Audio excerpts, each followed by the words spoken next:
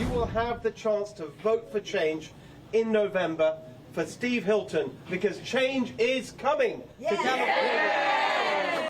Well, it took a whole week, but the AP says that Steve Hilton will face off against Xavier Becerra in the next governor's race for California. Hilton calling the former Biden HHS secretary, quote, the smiling face of failure. Steve Hilton will join us in a moment for his very first post-primary interview on Fox. But first to correspondent Matt Finn, reporting with a backstory for us from Los Angeles. Hi, Matt. Hi, Martha. We had to wait 7 days here in California, but the governor's race is shaping up. As Trump endorsed, Steve Hilton is projected to advance to the general election. He'll face off against President Biden's former HHS Secretary Xavier Becerra in November.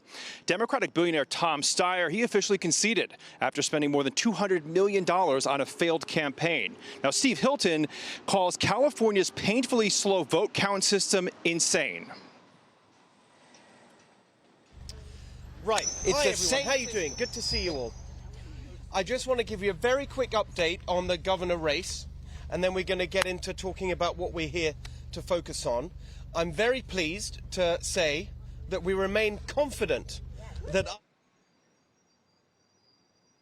Now, Hilton proposes that legal ballot harvesting, which is where people are allowed to collect and handle another person's ballot, that needs to end, that California should end universal mail-in ballots. Hilton is also urging voters to pass a ballot initiative in November that would require voter ID and citizenship verification.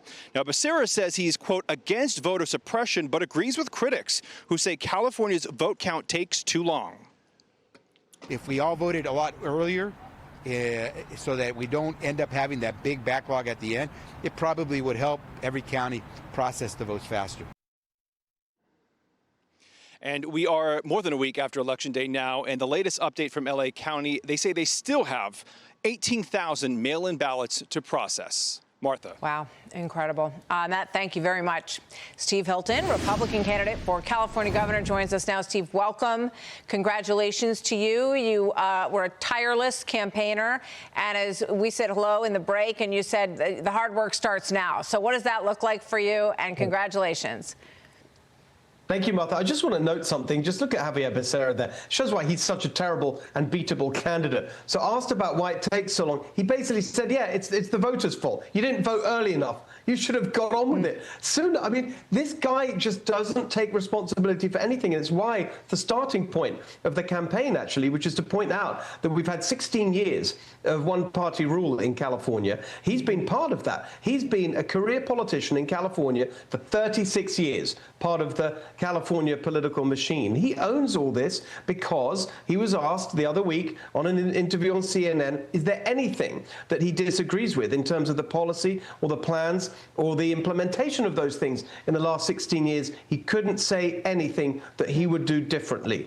In other words, this is a very straightforward argument. Do you want more of the same, or do you want change? And the starting point for believing that we can win, despite what people may think about in California, 57% of Californians in a recent poll, and that's a very consistent number, think the state is on the wrong track and needs change. That's a majority for change. And my task now is to show that we've got the plans and the policies to match that desire for change with the belief that we can actually make it happen. Yeah, that's a big number. 57% want change in California, and that is certainly the campaign that you have been running on.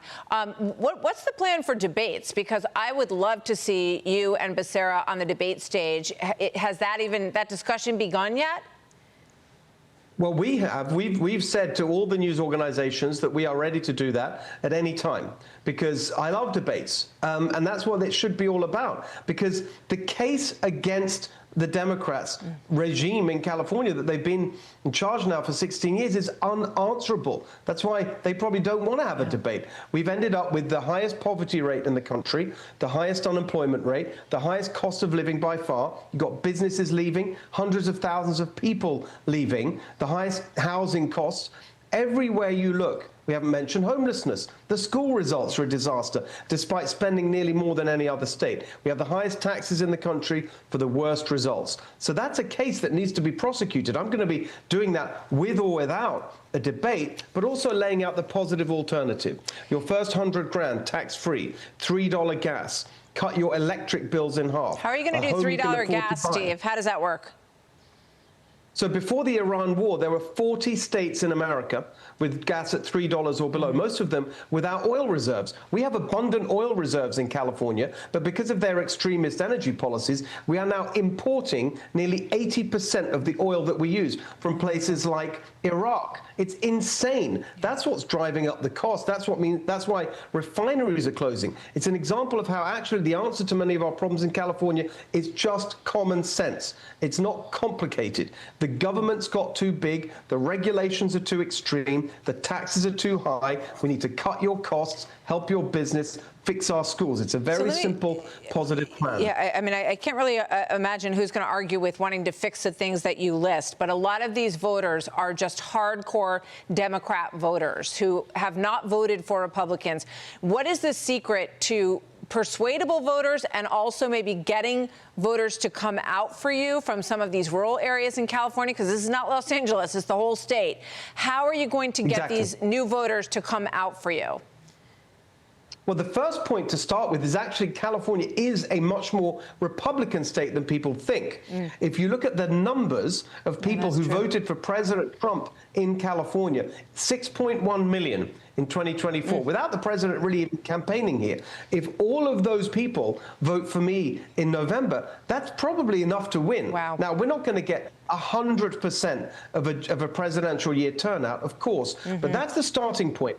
Get the Republican vote to turn out. We've got a ballot initiative on the ballot in November, voter ID, that's going to really help with that. But my message is actually not that partisan. It's let's just start with where we agree. Everyone agrees that things cost too much in California. The quickest way of getting more money in people's pockets is for the government to take less out. My tax plan, your first 100 grand tax-free, even one of the Democrats in the governor's race, Katie Porter, adopted it as her plan. So it shows that actually we can make arguments that Democrats also support and independents, because it's not ideological, it's just common sense, practical things to make life better for Californians. That's the heart of my campaign. Well, I mean, it's definitely going to be one of the huge races to watch. I think everybody's going to be interested in what's happening in California. Spencer Pratt did not have the same luck in Los Angeles. It appears that you, not luck, hard work, because he worked really hard too. Would there be a place for Spencer Pratt in a Hilton governor's administration? Well, I would be honored to have him in any kind of role, particularly focused on the areas he spent so much time looking into and developing positive plans for, notably homelessness. I don't know where he's at. I haven't spoken to him since the election results, but of course he made a huge impact. And he gave hope in Los Angeles, and I actually think it's a travesty that we have this top two system, which meant that in LA there's not the same chance to vote for change as we're now going to have statewide. Thank you so much, Steve Hilton. It's great to talk to you. We look forward to having you back as this progresses, and we certainly hope we get to see some debates between you and Xavier Becerra, because it was clearly one of the highlights of the process so far, was watching you and everybody else on that debate stage. Thank you very much, Steve. Be well. Thank you, Martha. Great to see you. You as well. Be sure to like and subscribe for all the Fox News latest on YouTube, and catch full shows streaming now on Fox One.